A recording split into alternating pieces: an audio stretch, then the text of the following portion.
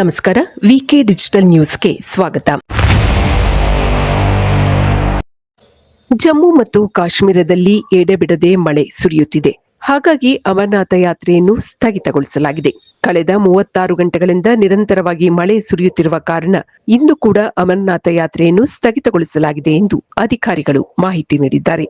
ಜಮ್ಮು ಮತ್ತು ಕಾಶ್ಮೀರದ ಕೆಲವು ಭಾಗಗಳಲ್ಲಿ ಇನ್ನೂ ಹೆಚ್ಚಿನ ಮಳೆಯಾಗುವ ಸಾಧ್ಯತೆ ಇದೆ ಎಂದು ಹವಾಮಾನ ಇಲಾಖೆ ಮುನ್ಸೂಚನೆ ನೀಡಿದೆ.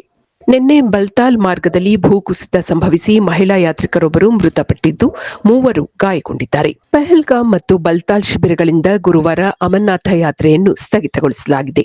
ಭಾರೀ ಮಳೆಯಿಂದಾಗಿ 2 ಮಾರ್ಗಗಳಲ್ಲಿ ರಸ್ತೆ ಹದಗೆಟ್ಟಿದ್ದು ದುರಸ್ತಿ ಕಾರ್ಯ ನಡೆಯುತ್ತಿದೆ ಎಂದು ಅಧಿಕಾರಿಗಳು ತಿಳಿಸಿದ್ದಾರೆ.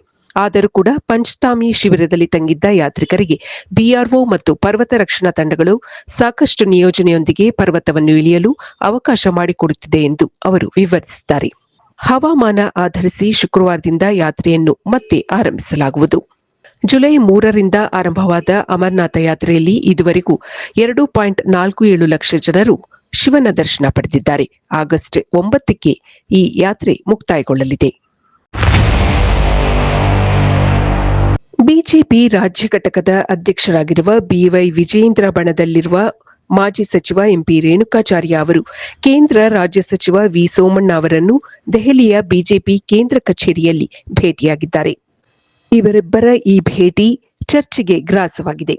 ವಿ ಸೋಮಣ್ಣ ರಾಜ್ಯ ಬಿಜೆಪಿ ಅಧ್ಯಕ್ಷ ಸ್ಥಾನದ ಆಕಾಂಕ್ಷಿಯಾಗಿದ್ದಾರೆ. ಹಾಗಾಗಿ ವಿ ಸೋಮಣ್ಣ ಹಾಗೂ ರೇಣುಕಾಚಾರ್ಯ ಅವರ ಭೇಟಿ ಬಿಜೆಪಿ ವಲಯದಲ್ಲಿ ಭಾರಿ ಕುತೂಹಲ ಮೂಡಿಸಿದೆ.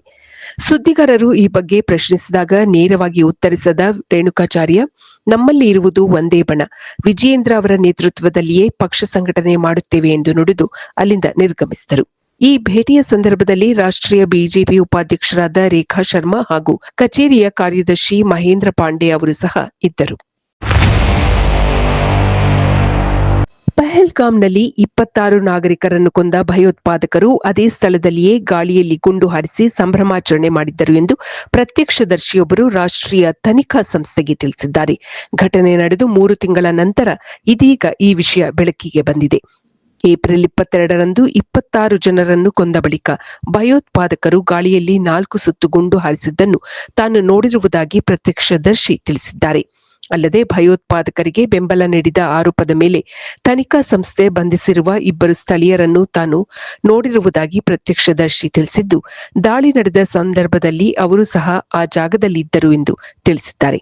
ಅಲ್ಲದೆ ಭಯೋತ್ಪಾದಕರಿಗೆ ಅವರು ಸಹಾಯಕರಾಗಿದ್ದರು ಎಂದು ಕೂಡ ಹೇಳಿಕೆ ನೀಡಿದ್ದಾರೆ. ಆಗಸ್ಟ್ 5ರಂದು ಕೆಎಸ್ಆರ್ಟಿಸಿ ಹಾಗೂ ಬಿಎಂಟಿಸಿ ಬಸ್ಗಳು ರೋಡ್ಗೆ ಇಳಿಯಲ್ಲ. ಕರ್ನಾಟಕ ರಾಜ್ಯ ರಸ್ತೆ ಸಾರಿಗೆ ನಿಗಮ, ಬಿಎಂಟಿಸಿ ಜೊತೆಗೆ 4 ಸಾರಿಗೆ ನಿಗಮಗಳ ನೌಕರರು ಆಗಸ್ಟ್ 5ರಂದು ಮುಷ್ಕರ ನಡೆಸಲಿದ್ದು, ಅಂದು ಕೆಎಸ್ಆರ್ಟಿಸಿ ಹಾಗೂ ಬಿಎಂಟಿಸಿ ಬಸ್ಗಳು ಸಂಚರಿಸುವುದಿಲ್ಲ. ಆಗಸ್ಟ್ 5ರಂದು ಬೆಳಗ್ಗೆ 6 ಗಂಟೆಗೆ ತಮ್ಮ ಅನಿರ್ದಿಷ್ಟಾವಧಿ ಮುಷ್ಕರವನ್ನು ಆರಂಭಿಸಲಿದ್ದಾರೆ ಸಾರಿಗೆ ವಿಭಾಗದ ನೌಕರರು. ವೇತನ ಹೆಚ್ಚಳ, ಅರಿಯರ್ಸ್ ಪಾವತಿ ಸೇರಿದಂತೆ ಹಲವು ಬೇಡಿಕೆಗಳನ್ನು ಸರ್ಕಾರದ ಮುಂದಿಟ್ಟಿರುವ ಅವರು ಔಷಧಿ ವೆಚ್ಚಕ್ಕಾಗಿ ಮಾಸಿಕ 2,000 ರೂಪಾಯಿ ನೀಡುವಂತೆ ಸರ್ಕಾರವನ್ನು ಆಗ್ರಹಿಸಿದ್ದಾರೆ.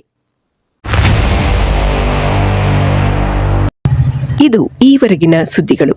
ಮತ್ತಷ್ಟು ಸುದ್ದಿಗಳಿಗಾಗಿ ನೋಡ್ತಾ ಇರಿ ವಿಕೆ ಡಿಜಿಟಲ್ ನ್ಯೂಸ್. ವೀಕ್ಷಕರೇ, ವಿಕೆ ಡಿಜಿಟಲ್ ನ್ಯೂಸ್ ಯೂಟ್ಯೂಬ್ ಚಾನೆಲ್ ಅನ್ನು ಲೈಕ್ ಮಾಡಿ, ಸಬ್ಸ್ಕ್ರೈಬ್ ಮಾಡಿ ಮತ್ತು ಹೆಚ್ಚಿನ ಜನರಿಗೆ ಶೇರ್ ಮಾಡಿ.